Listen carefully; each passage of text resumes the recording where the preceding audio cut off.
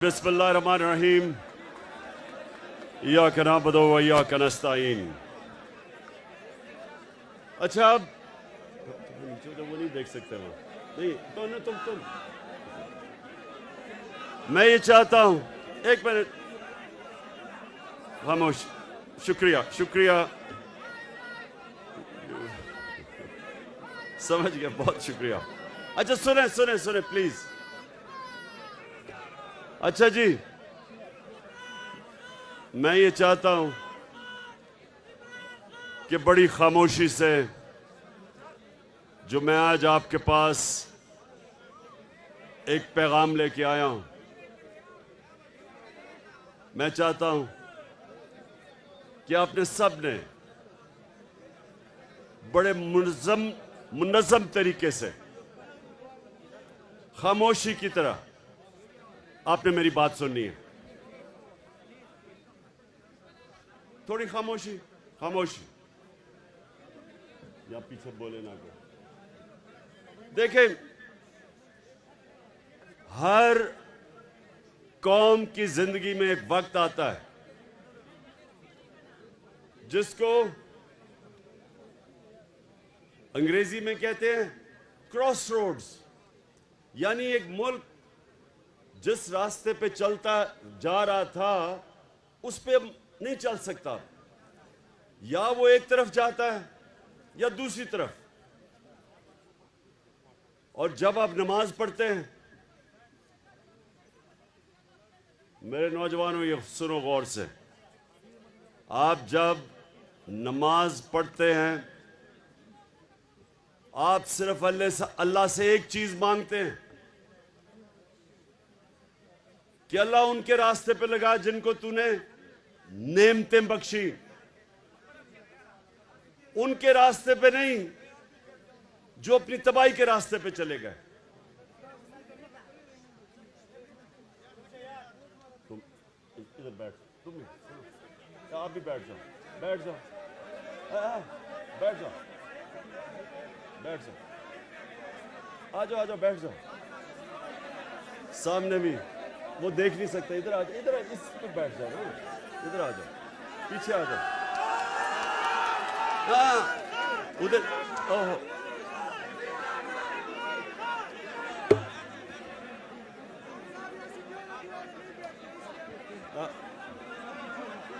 अगर बैठ जाओगे वो देख लेंगे। बैठ, इधर आ जाओ, इधर बैठ जाओ, इस पे बैठो, इस पे बैठो, ठीक है, ठीक है। अच्छा पेशावर, आज आपका मुल्क बिल्कुल उधर खड़ा है। दो रास्ते हैं आपके सामने, एक है मुल्क की तबाही का रास्ता। वो लोग जो 30 साल से इस मुल्क को लूट रहे थे, जिनके ऊपर किताबें लिखी हुई हैं चोरी पे, इनके ऊपर डॉक्यूमेंट्री, बीबीसी की डॉक्यूमेंट्री बनी हुई है इनकी चोरी के ऊपर। ये जरदारी खानदान और नवाज शरीफ खानदान, ये 30 साल से चोरी कर रहे हैं। मैं जब 26 साल पहले पॉलिटिक्स में आया तो मैंने अपनी, आपकी जो आज पार्टी है, उसका नाम रखा इंसाफ की तहरीक, क्योंकि जब माशरे में इंसाफ होता है तो चोरी खत्म हो जाती है। करप्शन उस माशरे में होती है जिधर इंसाफ नहीं होता, जिधर कानून की हुक्मरानी नहीं होती। तो जब मैं आया था पॉलिटिक्स में, मैं इन दोनों खानदान को जाती तौर पे जानता था। मेरी इनसे कोई जाती लड़ाई नहीं थी, मेरी इनसे सिर्फ एक लड़ाई थी कि ये करप्शन का मतलब होता है मुल्क का पैसा चोरी करना। चोरी होती है जब किसी के घर में चोरी हो, तो ये मुल्क का पैसा चोरी जब करते हैं करप्शन, वो मुल्क को तबाह कर देती है। आज दुनिया में जितने गरीब मुल्क हैं, सबका एक ही मसला है, वहां जरदारी और शरीफ नवाज शरीफ टाइप लोग बैठ के मुल्क का पैसा चोरी करके बाहर ले जाते हैं और वो मुल्क तबाह हो जाता है, वो मकरूज हो जाता है। सुने, आज जो लोग पहले जनरल मुशर्रफ ने इनको बचाया, अपनी कुर्सी बचाने के लिए इनको एनआरओ दिया। एनआरओ का मतलब इनकी सारी चोरी माफ कर दी। वो मुशर्रफ कर ही नहीं सकता था, क्योंकि चोरी तो पाकिस्तान की कौम के पैसे की चोरी थी, उसकी जाती चोरी तो थी नहीं। उसने पहले अपने आप को बचाने के लिए उसने इनकी चोरी माफ की। अमेरिकनों ने बीच में पड़े, कॉन्डोलीजा राइस, वो जो सेक्रेटरी ऑफ स्टेट थी, उसने अपनी किताब में लिखा कि मैंने मुशर्रफ को और जरदारी को इकट्ठा किया और मैंने मुशर्रफ से इनको एनआरओ दिलवाया। इन दोनों चोरों को एनआरओ मिला,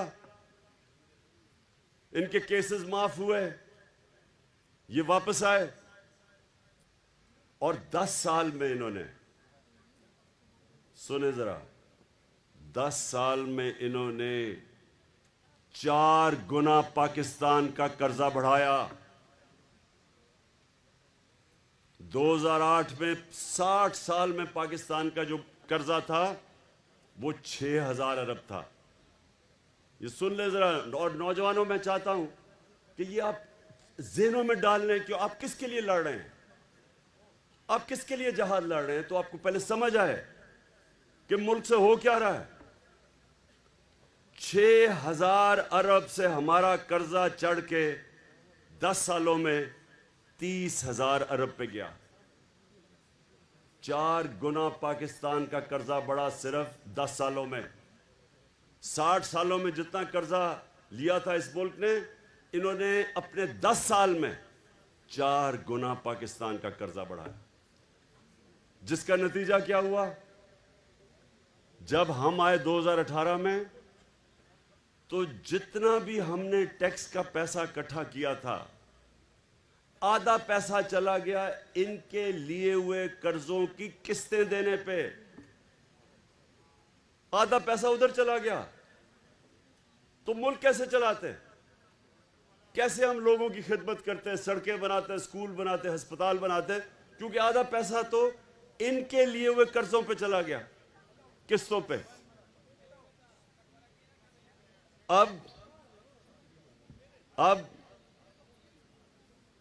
हमें लोगों ने वोट दी 2018 में इन 2 चोरों के खिलाफ। हम इलेक्शन जीत के आए। ये दोनों बार भाग गए। ये नवाज शरीफ बार भाग गया, इसाक डार बार भाग गया, इनके बेटे बार भाग गए नवाज शरीफ के। शहबाज शरीफ के दोनों बेटे आज बाहर हैं। क्यों बाहर हैं?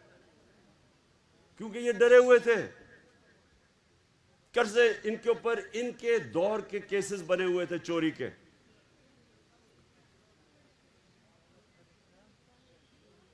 जब ये बाहर चले गए, वहां बैठ के इन्होंने साजिश शुरू की पाकिस्तान के दुश्मनों से, जो चाहते नहीं थे कि इमरान खान इक्तदार में रहे, क्योंकि इमरान खान एक आजाद फॉरेन पॉलिसी बना रहा था। वो किसी के सामने झुकने के लिए तैयार नहीं था। वो किसी को, गैर मुल्क को अपने मुल्क में बेसिस देने के लिए तैयार नहीं था। वो किसी की जंग में शिरकत करने के लिए तैयार नहीं था। इन्होंने पाकिस्तान के उन लोगों के साथ साजिशें की, बाहर बैठे हुए थे, और आखिर में इन्होंने अंदर जो बैठे गद्दार थे इस मुल्क में, उनके साथ मिलके अमेरिकी साजिश के तहत इन्होंने हमारी गवर्नमेंट गिराई। अभी नहीं सुन लो। अच्छा, अब क्या हुआ? ये इक्तदार में आ गए। 20-25 करोड़ रुपए इन्होंने हमारे लोगों को दिए चोरी के पैसे से, और गवर्नमेंट गिरा दी। अब जब ये अब इक्तदार में आए, इन्होंने सबसे पहली बात की कि जी इमरान खान ने महंगाई बहुत की है और हम महंगाई के लिए इसको गिराना चाहते हैं। तो नौजवानों, ये ख़ास तौर पे आपने सुनना है। ये जब इक़्तिदार में आए, ये आज रिकॉर्ड के ऊपर है कि 50 साल में जो सबसे ज़्यादा इस मुल्क में महंगाई हुई वो इन 4 महीनों में हुई। एक चीज़ कहते हैं सेंसिटिव प्राइस इंडेक्स, मतलब ये जो आम आदमी के लिए जो कीमतें जो आम आदमी को सबसे तकलीफ देती है, मसलन आटा है, बिजली है, ये जो चीज़ें जो सबसे ज़्यादा आम आदमी की ज़िंदगी में मुश्किलात पैदा करती है, कहते हैं सेंसिटिव प्राइस इंडेक्स, SPI। ये हमारे ज़माने में थी 16%,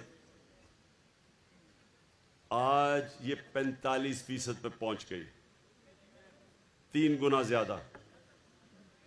और बिजली की कीमत आप सब जानते हैं, पेट्रोल की कीमत, डीजल सब आप जानते हैं कि हमारी 150 रुपया लीटर थी, इनकी पहुंच गई 250 लीटर और 236। बिजली थी हमारी 16 रुपये यूनिट, इनकी पहुंच गई 36 और टैक्स मिला के 50 रुपये यूनिट, 3 गुना ज़्यादा। तो अब ये कर क्या रहे हैं?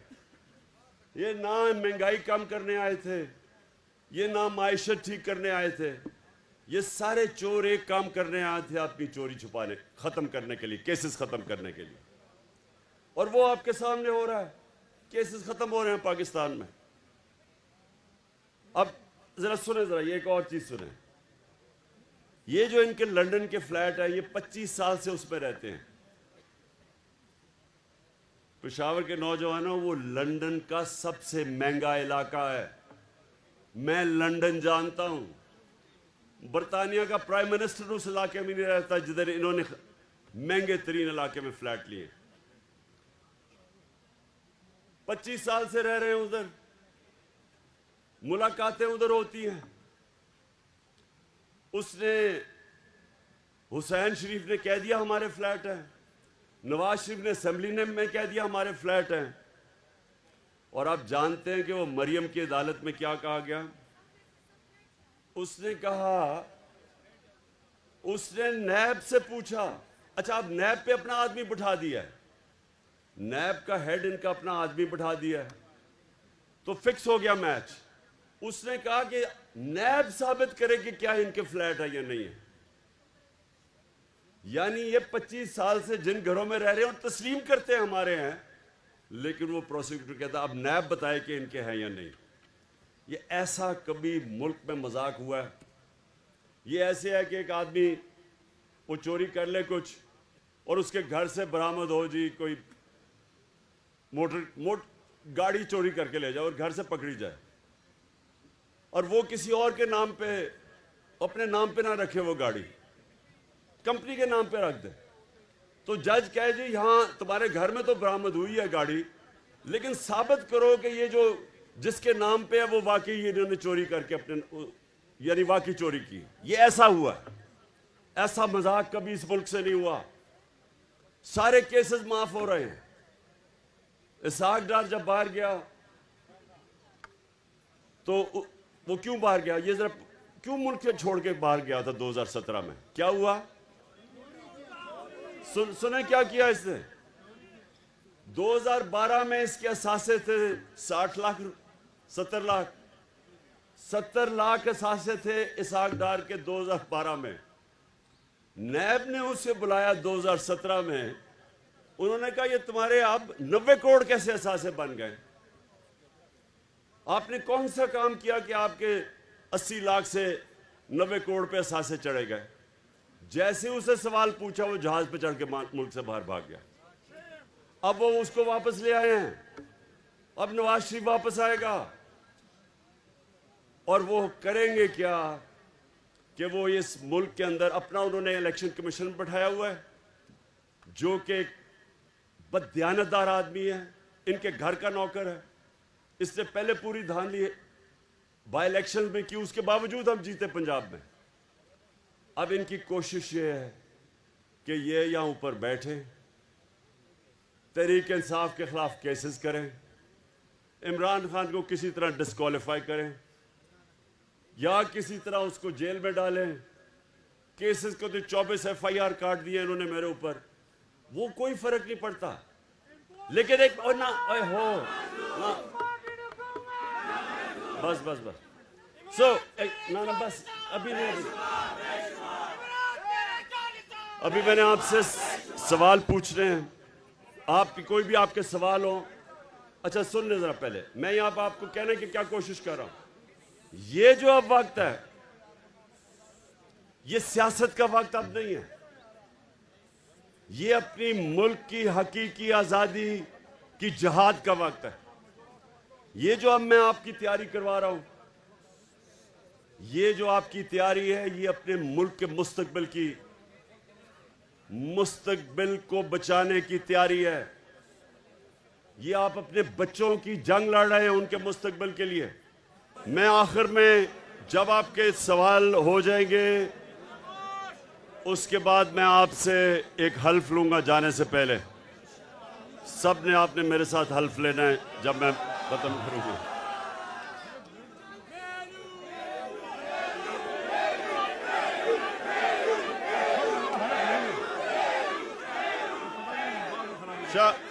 एक मिनट शाह फरमान, एक मिनट आप सारे पहले हल्फ के लिए तैयार हो जाएं। शाह फरमान पढ़ोगे? अभी मेलू नहीं, अभी नहीं। आप हल्फ पढ़े साथ साथ। बिस्मिल्लाहिर्रहमानिर्रहीम। हम अल्लाह को हाजिर और नाजिर जानकर हल्फ उठाते हैं कि पाकिस्तान की आईन की पासदारी करेंगे और इसकी हिफाजत करेंगे, और ये कि हम हकीकी आज़ादी तहरीक को जहाद समझकर इसमें हिस्सा लेंगे और हर किस्म की कुर्बानी देंगे। अल्लाह हमारा हामी और नासिर हो।